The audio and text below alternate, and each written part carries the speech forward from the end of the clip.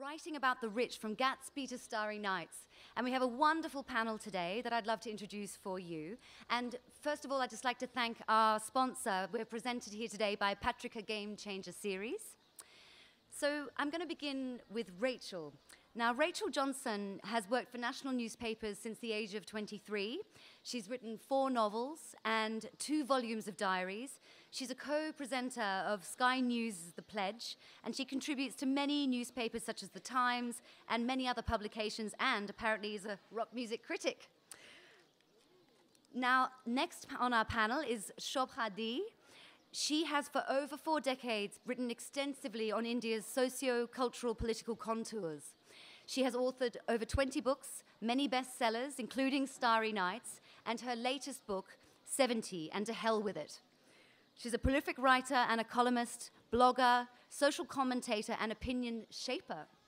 And our final panelist who will be in conversation with these 2 wonderful women is Siddharth Dhanvant Shanghvi. He's the author of The Last Song of Dusk, and which is an international bestseller. And his work has been translated into 16 different languages. He's been nominated for and won many international awards and prizes. And his most recent book is The Rabbit and the Squirrel. Please will you join me in welcoming our panelists to the stage.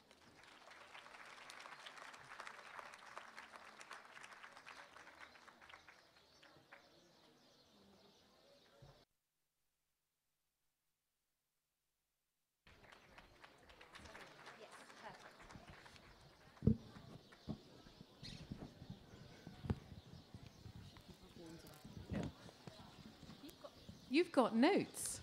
I do have notes. Good, you better start. Shobhaa, is that okay with you? We're counting on it. So, last year I came to JLF with my grandmother. And this year it's the mothership. And if I'm completely incoherent, it's because Shobhaa has been screaming at me last night for 45 minutes about how badly behaved I am and various errors that I have made across all of the time that we have known each other. So I'm suitably contrite and chastened, and I'm going to behave myself going forward. Oh, no, please don't. That would be extremely boring, and no. We want you to be you. Okay. Do not behave yourself for a moment. All right. So, there was a change in the format. Originally, I was supposed to moderate the conversation and ask Shobhaa and Rachel, and then there was a change where they said we would all speak. So I just picked up a few thoughts, and I'm going to share them with a far more distinguished panel that I'm lucky enough to be seated next to. A book that had great resonance with me was Less Than Zero by Bret Easton Ellis, set in America in the 80s with characters like Clay and Julian. That book was about a bunch of overprivileged Americans, very rich, lost in a maze of moral vacuum and of the privilege that came with their Californian lives. That book had a great resonance with me because at that point I was living in Bombay, and I was able to bear witness by default or by accident of my life as a writer to a bunch of very powerful, very well-known, very rich families. And it was a kind of life where you would see, people on their private jets cutting lines of coke. You'd see, I remember one year we'd gone to Ibiza, and the amount of money that this family spent on one night was what I had made as an annual income. So it was that kind of really toxic privilege that I was privy to, and that's why this book had such a resonance to me. But 2 things that stayed with me with Ellis's work. One was that the easiest thing you can do when you're writing about rich people is to trivialize them. They can become a motif of embarrassment, of mockery. You can say, what are their lives, going from party to party, champagne glass to champagne glass, drugs to drugs. But the genius of Ellis's work was that he exfoliates each character so profoundly and so carefully that by the end of the book you're left with the hollowness of their lives. And then what you find yourself is just swimming in love and sympathy for these people who have been defaced, who are nothing but the shell and the idea of all that they could be. I often thought, what if that kind of a novel was set in India? The Less Than Zero, which I guess Shobhaa will talk about maybe. But in America, at the core of Ellis's book was a sense of spiritual poverty, spiritual privitation. India, which is distinguished by cultural sophistication, by spiritual integrity. What drove my friends from that milieu in Bombay in 2000s to that kind of a brink that was completely, it was like watching a mirror of Ellis's work set in India. And because Shobhaa is an elder in my literary family, I'm going to allow her to perhaps help me answer that question because I know she can do a much better job. Thank you, Siddharth, and thank you all for being here, and thank you, JLF, for providing such an amazing platform. Thank you, Sanjay, and the entire team, and most of all, the volunteers, because without the volunteers, a festival of this kind is really, really hard to manage. So, having said that, I hope they invite me back again and again and again. I don't think I've missed a single JLF, and it's always a very, very special moment. To answer your question, Siddharth, since you provided a small background to your life, maybe it's important that I provide a little nugget about my own and why I wrote the first book and then the second book and subsequently the other books that followed. I came from a very middle-class Maharashtrian bureaucratic family. There was nothing about our lives which was extravagant. If anything, it was austere. And every rupee counted because unlike today's day and age, my father happened to be an honest bureaucrat with 4 children to raise. And every rupee went towards educating his 4 children. So I simply did not grow up with privilege or a sense of entitlement. However, for over 43 years now, I have lived the life of what may be described loosely as, and very carelessly sometimes, as the elite India.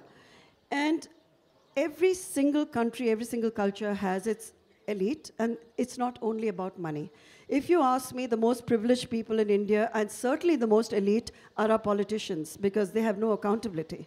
And the rest of us, speaking for myself and my husband, we are self-made. We've made our money. We've worked very hard to be where we are. So absolutely no apologies for any of it. So if we can afford to have a nice-ish car, we haven't stolen anyone's money to acquire that car. And if at 71 I do have a few indulgences, I have worked very hard, continue to work very hard, and pay for them. So we have to make that distinction. About the rich in India or anywhere in the world, they are not some alien creatures who have descended from some other galaxy.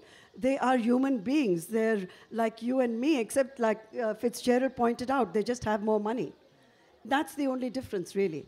So to be taking a position which most writers feel obliged to take, to somehow, like you mentioned the word mockery, or to damn them, or to pile on guilt. Why should wealth generate guilt? I don't understand that. Why should the wealthy in novels and fiction be made to suffer in the end? Why can't they just enjoy what they are, what they've made? I mean, it's a privilege, yes. Because everybody starts somewhere. If the Rockefellers, they were called robber barons, but eventually they went on to create what they created. The wealthy are also wealth creators. And in India, for heaven's sake, it's not the 2000, the people you're talking about, the California transported into Mumbai, are Maharajas. India has known wealth for centuries, till, of course, the British came and stripped us of it. But till then, wealth was something we took, we had, we lived with, coexisted.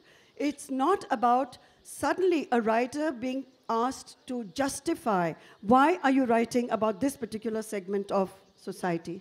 And why not any other? Maybe there are those of us who do write about every segment of society, and they are a part of society. They have a validity also. They have an identity.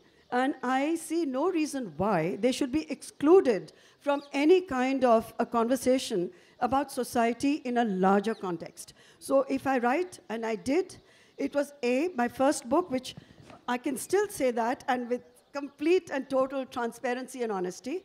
At that point, 40 years ago, I was, and I still am, completely fascinated and riveted by how the rich lived.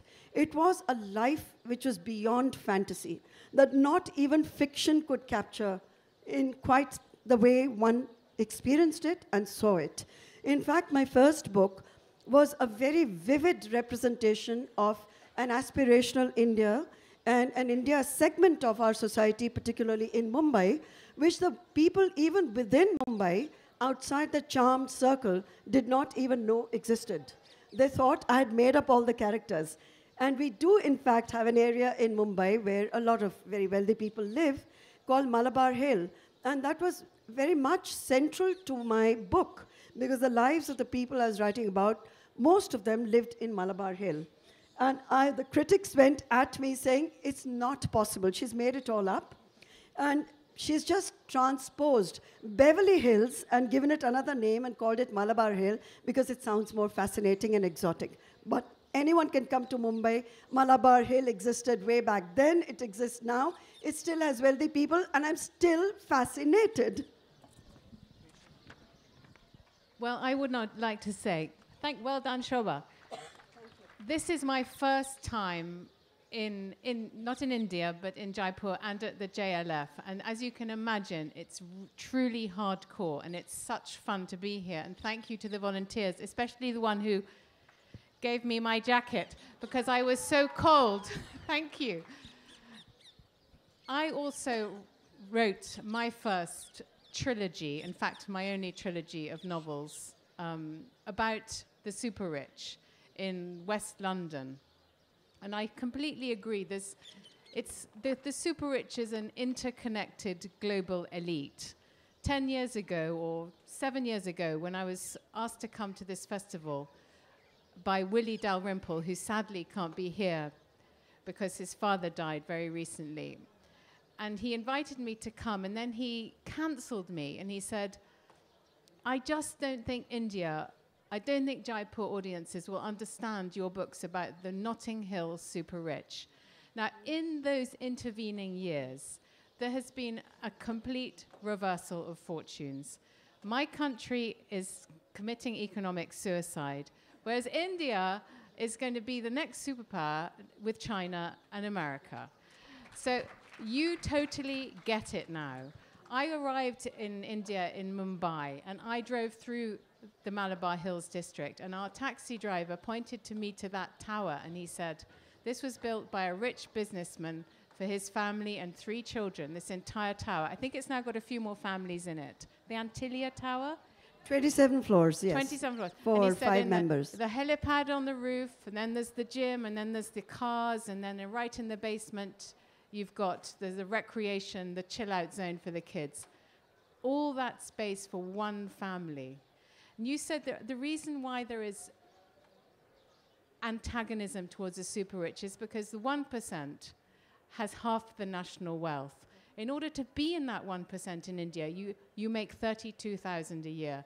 An average salary in India is 2,000 a year. The inequality in India is astonishing, much higher. It's like, probably China and India are the richest, most higher economies in the world, but the inequality is growing. And this is why, when you write about the super rich, people think it's unsympathetic. It's very difficult to write sympathetic characters, to give them, I thought your word was brilliant, to exfoliate the characters so you can see past the wealth, the bank balance, the rich kids of Instagram, the things, the labels that clutter and clot your prose. If you're writing about the rich, put off the reader. The reader cannot identify and relate to the rich because they are not like us. As F. Scott Fitzgerald said, they have more money.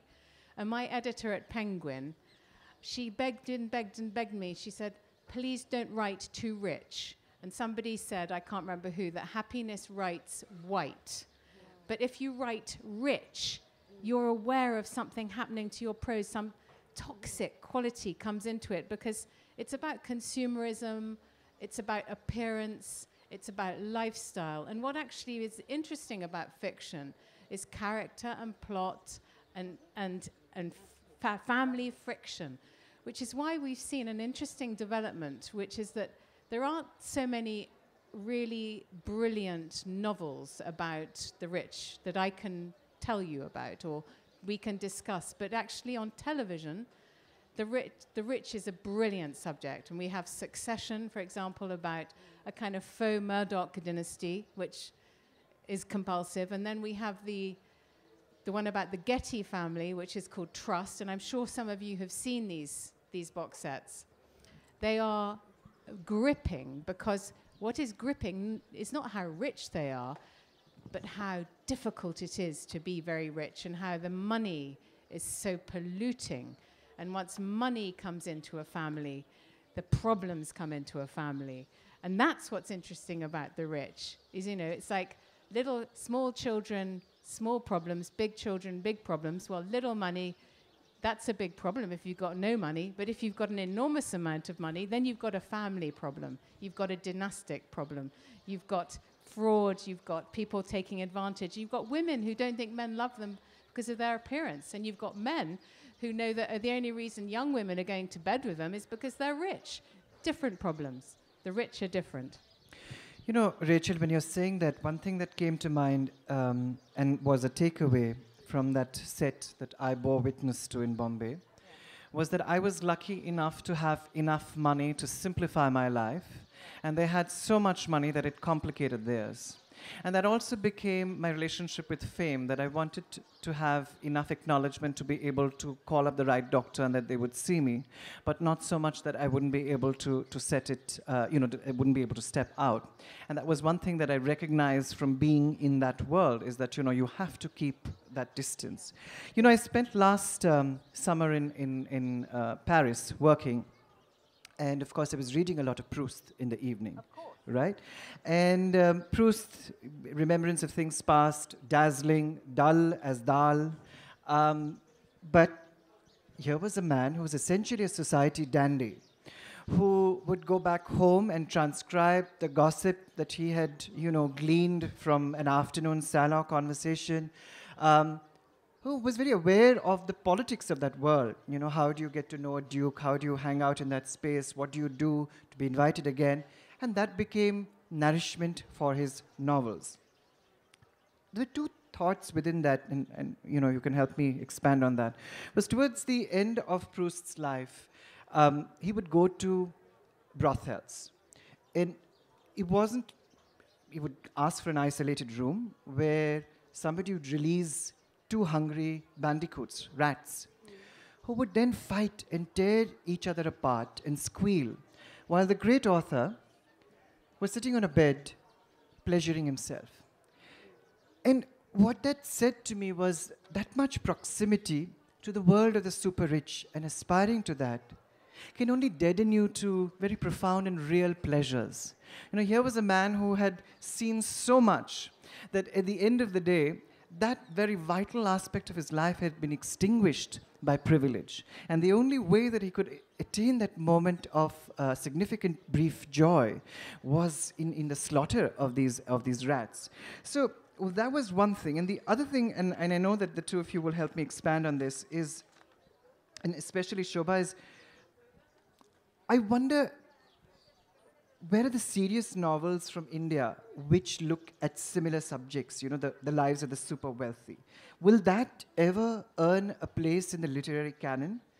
And I wonder why. Is it a form of latent racism that insists we must never imagine people from India as super rich, people from India in the driving seat, people from India holding and setting the conversation forth? So is that why that Western publishers are just unable to imagine not just Malabar Hill, but those are little pockets everywhere. You go to Chandigarh, you'll have that. You go to Nagpur, and there's a realm of all of that. And there has always been a currency for a certain kind of Indian novel. And this is the one, with the snakes and the jungles and the magic and the oppression and the intercaste love stories. It makes me think that this is the story that does not disturb the Occidental dinner party. This is not someone that kind of narrative that forces you to think that, these are the people who are going to be setting the conversation agenda, so deal with it. I found that very interesting. Is that something you can help me clarify? Well, I'm glad you did raise this, because when I first started writing my first novel, and the literary agents abroad were very disappointed with it, because they said, well, you can write, yes, but what about a book about oppression? And then I started to joke about it each time I got a call from an agent. So I said, so are you looking for a book about oppression, depression, repression, suppression? And a woman who's been married at age 6 and who's been beaten every day by an alcoholic husband? I said, you've come to the wrong writer. There were many cliches about India. There still are, there's a plethora of cliches about India. And yes, the Western agent is still looking for those stories. And I'm sorry, but I'm not going to oblige anybody. I will write the book that I want to write on my terms, the way I see it, the life I've lived. It has to be a truthful representation of what you have experienced, what you have felt, what your insights are. And it cannot be something that's written artificially to, for example, written like a command for a certain market segment, so that you can be invited to the Frankfurt Book Fair and tell everybody about the terrible life you've led and about the terrible condition of women in India. I mean, there are books about that. Those are realities. Nobody but nobody is going to challenge those realities, question those realities. Any sensitive person, any sensitive writer will respond to them in his or her own fashion. Not because an agent says, and finally, when all else failed, they said, can't you just throw in an American or something for a romantic angle with, you know, a poor Indian village girl who meets an American man when he's in Jaipur? And I said, yes, or Varanasi. And, you know, love happens in the shadow of a camel or an elephant. I mean, these are the books that were almost dictated to by agents, and I refuse to write those. Decadence is something which is a very powerful subject for most writers to explore. And we have a rich history of writing about decadence in Bengal, and movies about decadence. I mean, when the Music Room is by far the most perfect comment and almost a perfect film, which explores decadence of the zamindars, the landed aristocracy in Bengal in their last final dying hours. Fantastic. Those people had much more money than all the people we're talking about right now. So for each writer, I think you choose your subject because that is the subject that you want to explore in all its nuances and all its depth. It's not a one-dimensional story, or rich man meets another rich woman and the two of them have a rollicking affair and they go off to the ski slopes in Stad and produce a beautiful child who is now, of course, yes, exactly. So I think we are entitled to explore our worlds on our own terms, and the only people who can actually pass judgment on your work in any context are your readers, and nobody else. Well, I think there's a lot of cultural stereotyping, and I think there's still this trope that the rich are in some way rotten, and the poor are in some way much more pure. But I think this is changing. I mean, we don't just want to read novels about the aristocracy in England, and we don't just want to read novels about poor Indian girls meeting Maharajas in India. Vikram Seth long ago wrote about the Indian middle class. Yes.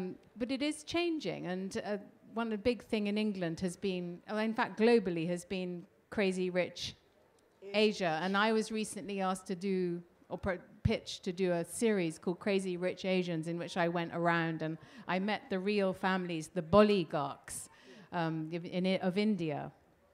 And I thought, what would be interesting about that? Really, what would they say?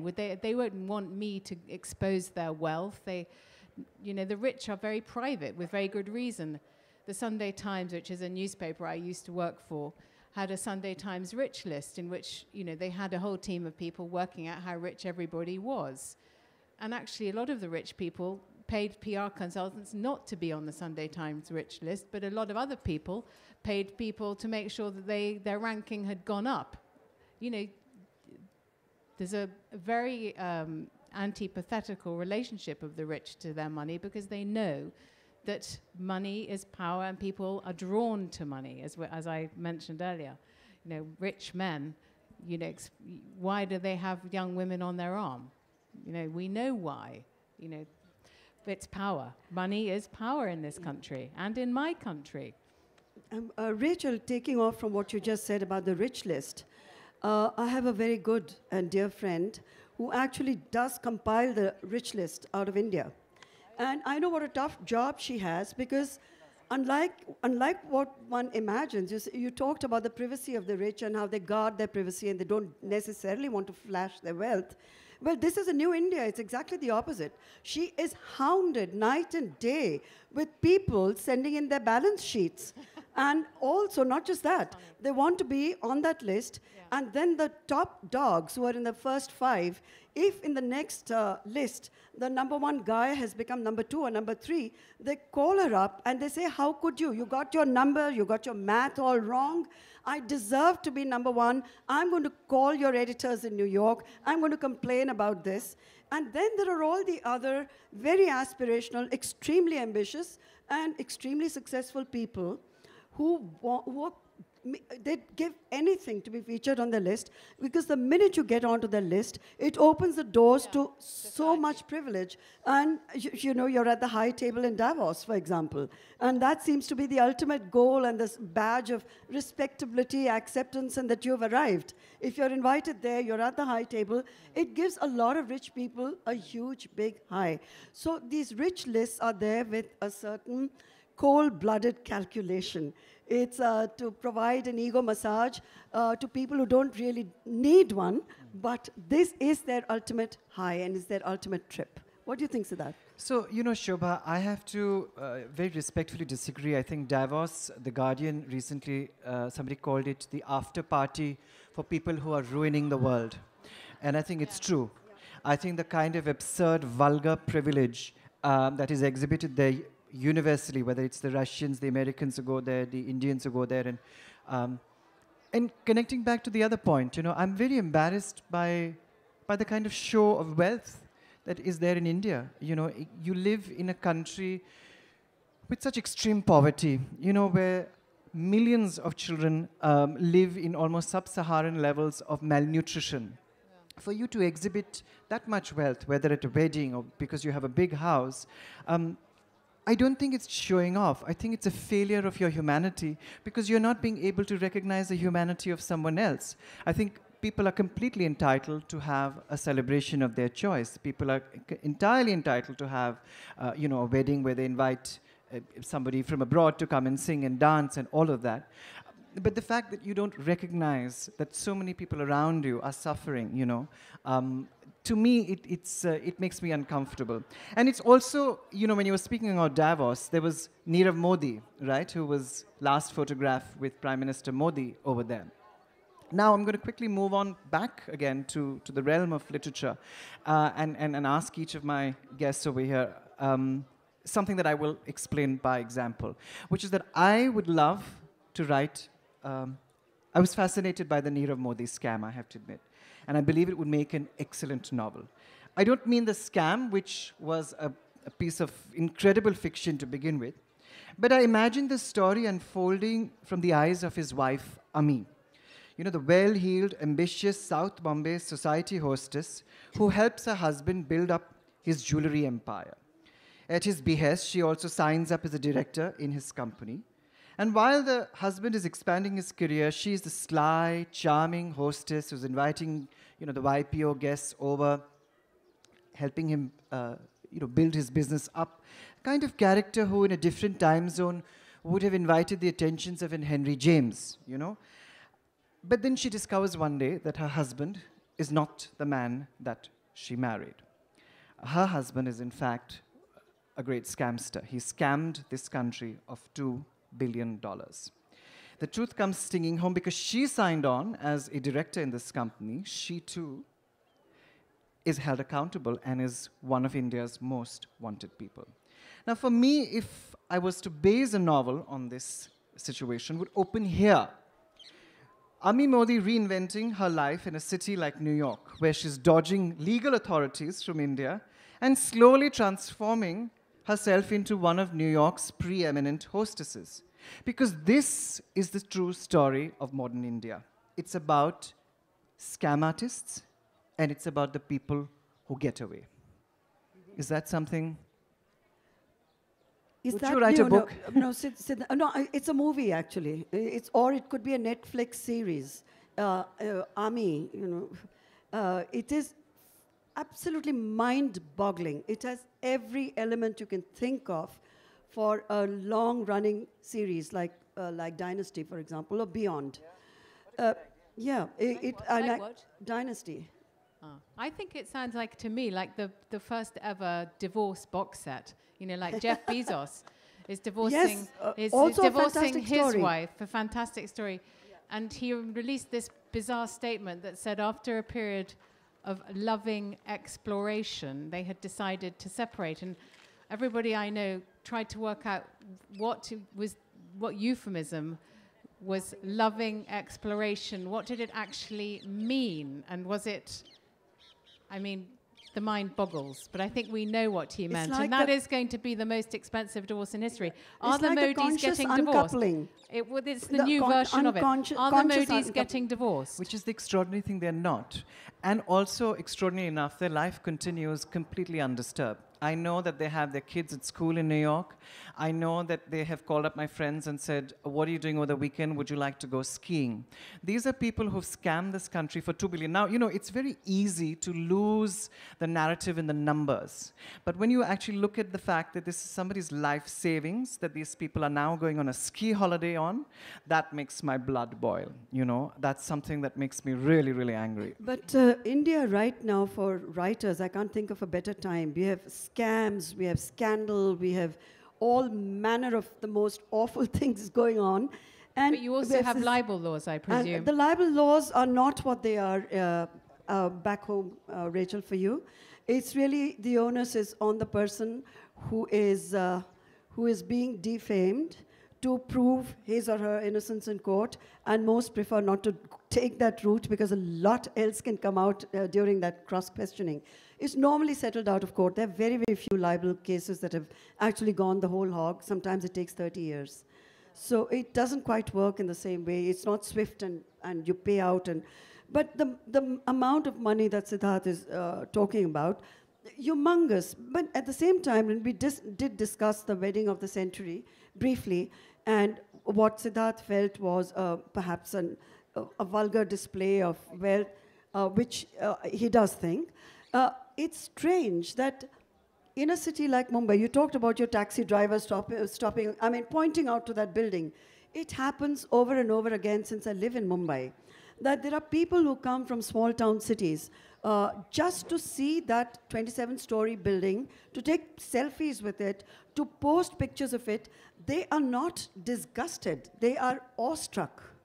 They're awestruck. So when this wedding was taking place and streets were actually shut down, along a route where there were slums on both sides of the street, I was asked by someone that what if one of the slum dwellers, just to register their disgust or their complete shock that this could be happening, there were women there wearing diamonds in the billion. I'm not even talking about in millions.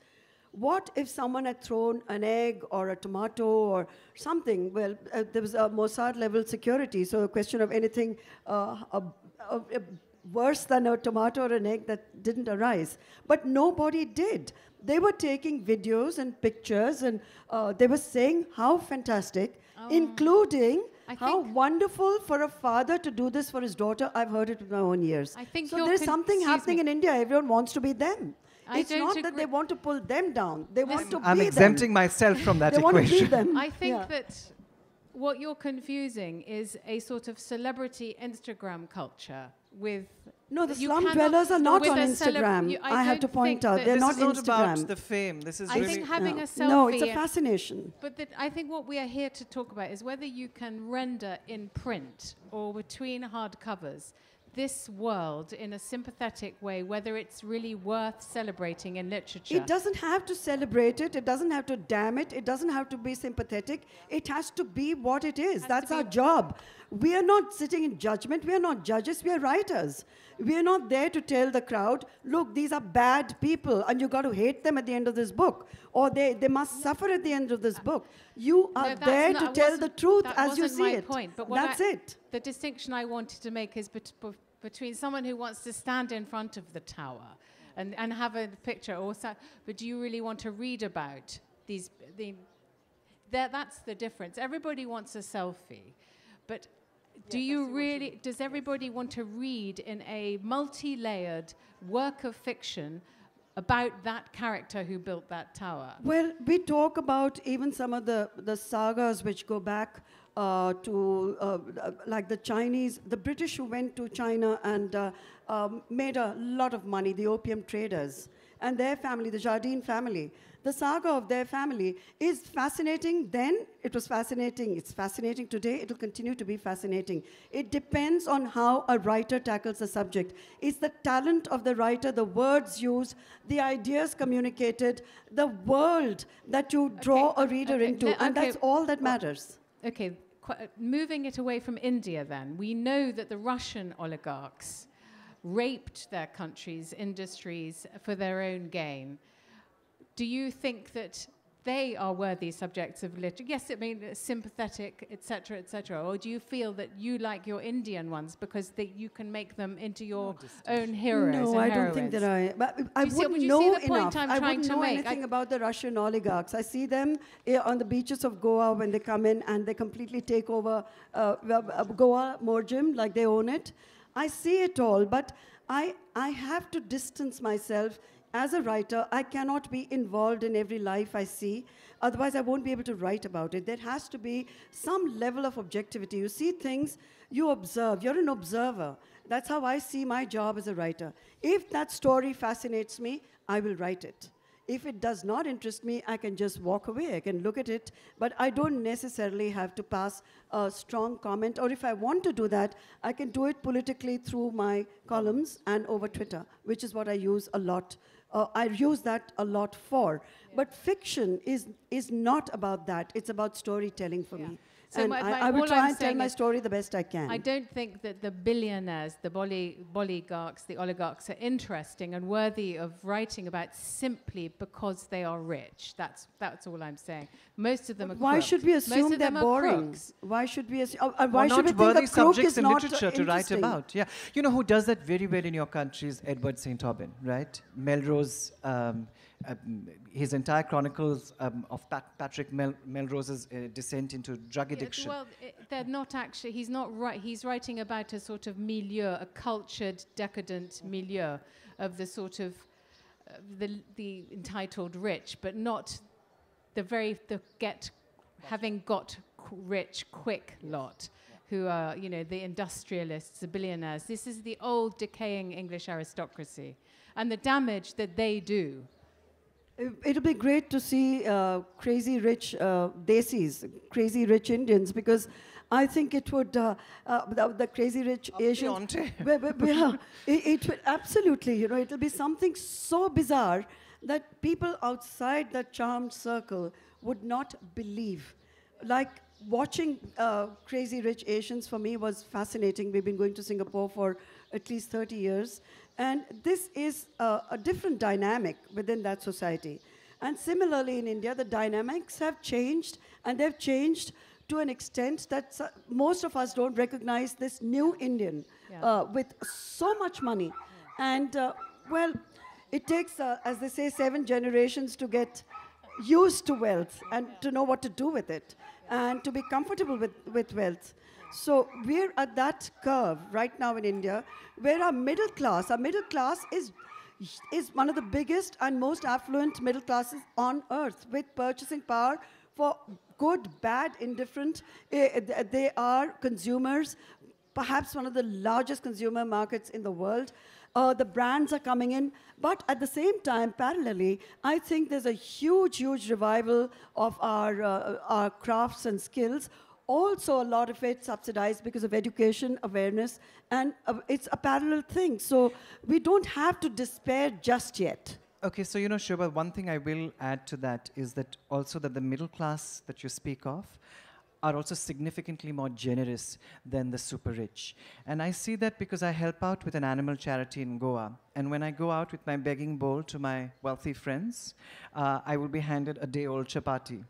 And when I go and I put up on Facebook, we have a calf that was run over by, something, it's the people on Facebook, readers who are turning around and saying, here's 500 rupees, here's 1,000 rupees, here's, That is what I have seen in India. It's that the middle class is the genuinely, and it's evidenced by the fact that we have one of the lowest rates of philanthropy amongst the super rich in India. The super rich in India are also the stingiest. And when you ask them why, they turn around and say it's because we've only just had it. Yeah, the distinction in England is old money and new money, and I don't know to what extent that applies here. And you have a caste. I can't opine about you, but we still have a class system, but the class distinctions are being elided by wealth. And actually, I think the top 3 or 4 on the Sunday Times Rich list are Indian. Right. So, this is the country where money is growing and coming at you fastest. So I understand that we have to open up the panel is what I've been instructed. So there's a question. Ma'am, please. शोभा, ये आपके लिए प्रश्न है पत्रिका game changing series से, और ये सौरभ पूछ रहे हैं जयपुर से। हाल ही के वर्षों में मेडिकल, इंजीनियरिंग और आईआईटी से भी नए लेखक आ रहे हैं। लव स्टोरी या माइथोलॉजी के अलावा और किसी तरह की राइटिंग का कोई फ्यूचर क्यों नहीं है? The question is that there are a lot of young writers who are emerging from medical schools and from engineering colleges. And why are they, am I correct, why they're not choosing subjects outside of love stories and mythology? Well, I think the writers are ambitious enough to... most definitely. There are more voices emerging out of young India than ever before, mainly because publishing is supporting them.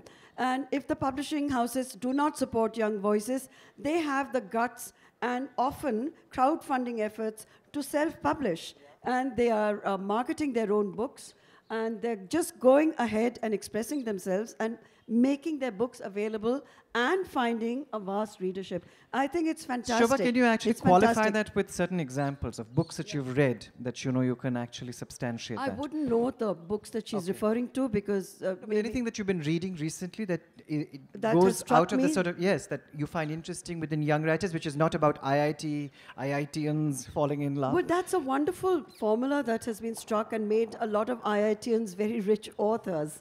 So I would imagine it's a safe subject to tackle. But if you're asking me, do I know of one such other phenomenal writer emerging out of IIM, IIT? Frankly, I don't. Mythology, again, a lot of the young men, maybe they're here, who have done exceptionally well, have used mythology to great advantage and made it accessible to young India in a way that you don't have to know Sanskrit to access our old texts and mythology. So I think it's fantastic. I mean, all sorts of writing and all kinds of writers should coexist in a world where voices need to be heard across the board. Question, ma'am. Hello. So based on this discussion, I think we've established that there is a certain specificity of experience when it comes to writing about rich people, for example, and that this experience isn't easily accessible. So there is a lot of theory about how it's problematic to represent poor people when you're speaking for them. But would you apply the same logic to rich people? Do you think it's problematic for people who are not rich to write about rich people? Do you say that only rich people should write about rich people? Are they the only ones who can do justice to it? Because again, when people who are not rich are maybe writing about rich people, there might be the image of rich people that's... No, I'd like to just bring popular culture into this because it is the most potent form of influencing cultural standards. And through Bollywood movies, even in the 50s and 60s, there was a certain representation of rich Indians, which was completely nuts. It was so nuts because the people possibly writing about them had only one version of it. It was the Raj Kapoor version of the Amir Log Kaise Rehte Hain, which was a total distortion. Today, the small town India is being represented most wonderfully in Bollywood films, and the voices are very authentic because they're from within. Those movies were not from within. So there's a way of writing from within, and there's a way of writing from without, from the outside. And both can succeed or can't succeed depending on the talent of the writer. And Rachel? I think this is a very good question. I think that if you're allowed to satirize the super rich, but you are not allowed to satirize the super poor. It's absolutely taboo. I wrote this trilogy about the super rich in the town and in the country. And I did it from the perspective of somebody who'd moved to an area, and then it became like Malabar Hills. And when it came out in America, they tried to work out how you were going to market a novel, a series set in Notting Hill, which I called Notting Hell.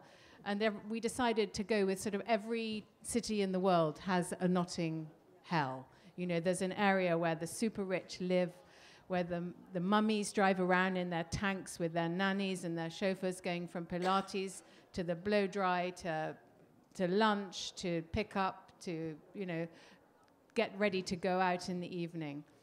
And at one point, the BBC asked me if, as a social experiment for charity, I would live on £1 a day. And I agreed to do this, and they got various so-called celebrities to live on £1 a day for a whole week. And we were living with very, very, very poor families. We had to go, and they took all our possessions. They took everything out of our suitcases that was edible. And they took away our phones, our wallets, and then they said, we're going to give you your budget for the week. And I held up my hand thinking I was going to get a wad of notes. And they gave me £2 coins. And that was the amount of money I had to buy food for the week. That was what this poor family, the budget they had for one person one day. Anyway, after I did this, it came out on BBC One. And then I was interviewed by Michael Burke, who had gone to Africa and really revealed to the world the extent of the famine in Africa. He was the BBC journalist, and so they sent him to interview me. It was obviously an accident waiting to happen. And he said, and how has it been in Notting Hill since you came back from this experience, and what do your friends think about what you did? So I said, well, I told him the truth, and I said, well, my friends, you know, these rich women and these sort of men who ran businesses and these media moguls, they were very jealous, I said, of what I had done, that the experience I had was an experience they will never have in their lives. And then I said, you know, they were jealous and envious that I had been on poverty safari, and they were never you can imagine when the words poverty safari went into the Radio Times, you know, this is a story. But if this was true, this is, you know, Rachel, the rich cannot buy some experiences. That's what I'm saying. So, you know, the rich aren't universally lucky and blessed. They all have their shit. Excuse me. But you know, Rachel, the reason I don't, I mean, I agree with you, but I'd like to also add that, you know, in Mumbai, there's something called poverty tourism, where they are actually taking very wealthy people into the slums and saying this is how, you know, a certain milieu of people lives. And part of it is, and I do understand that there is a genuine sympathy that they want to understand, and that, you know. Yeah, but they don't live there. They don't live there. But I mean, I don't know what's worse, sort of going in a fancy car, you know, watching how people live, and then getting back into your fancy car and going off to the Taj and having a drink. You know, it's not even a social experiment. It's a way to sort of distract yourself while you're on holiday in India. I mean, I can't think of anything more insulting. Sorry, question, ma'am?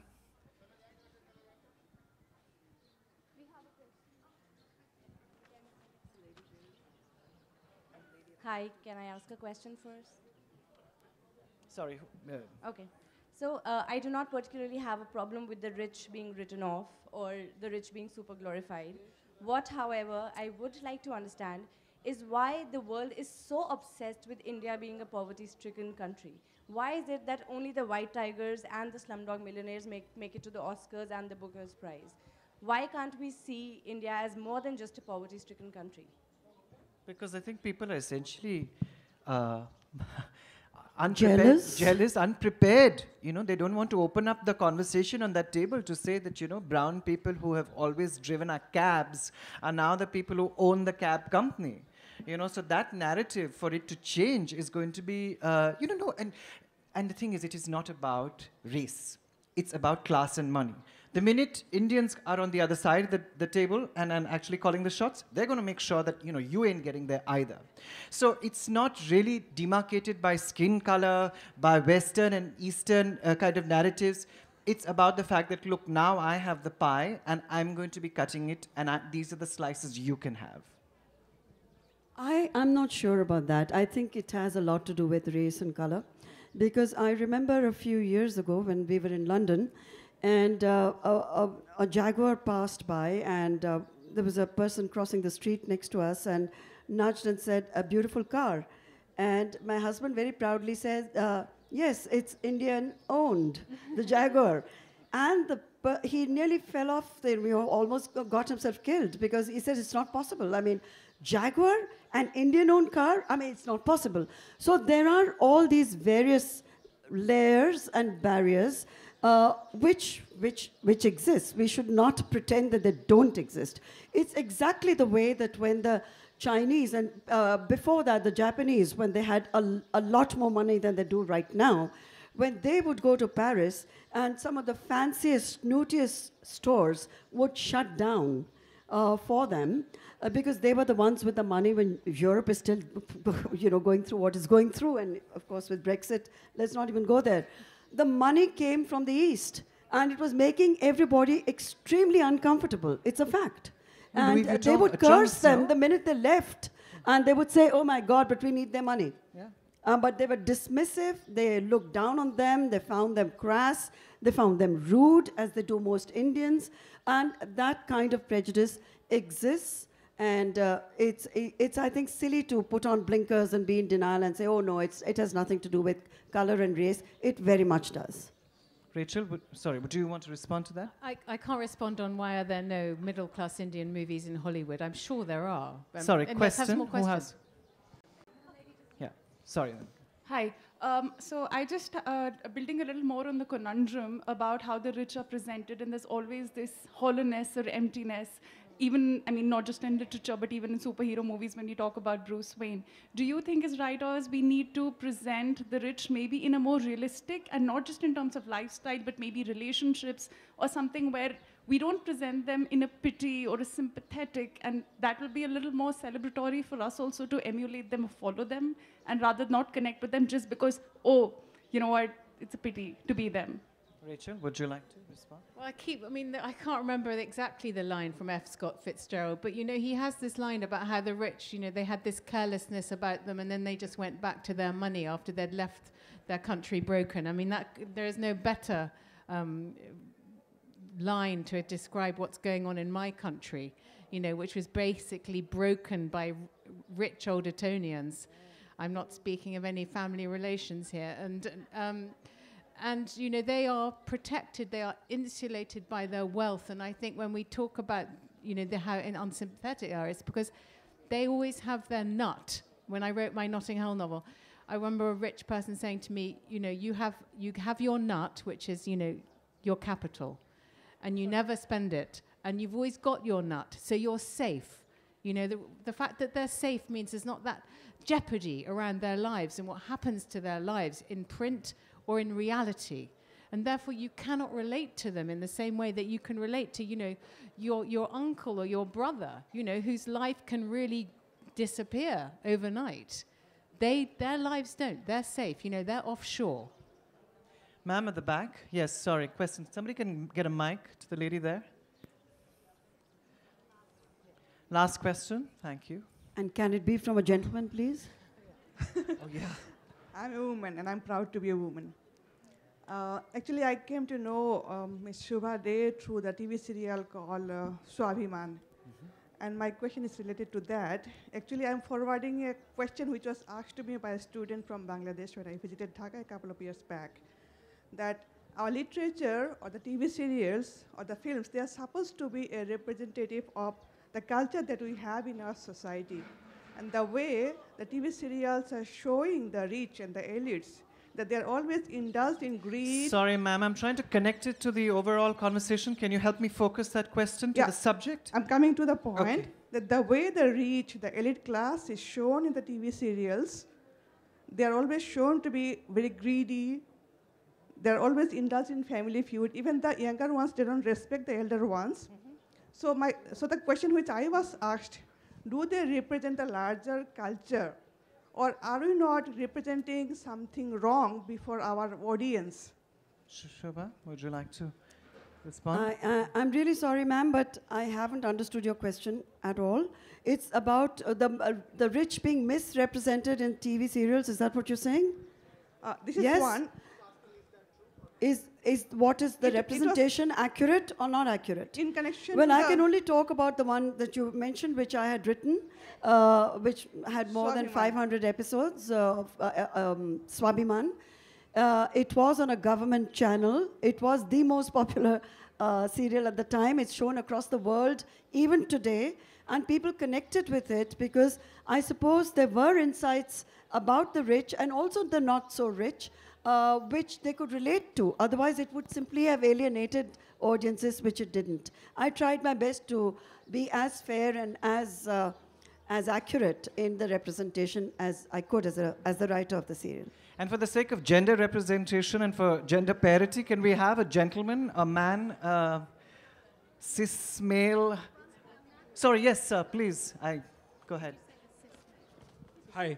So my question is that I have read The White Tiger, continuing, and I believe that it is not just about poverty, it actually compares. And when you were talking... Your question, sir? Yeah, so when you were talking, I was constantly thinking about how he compares. Right. So I wanted to ask you, why is the novel just taken in that context? That it, it looks down upon India. Why don't we see it as a comparative novel as such? Why don't we look at it from a broader picture?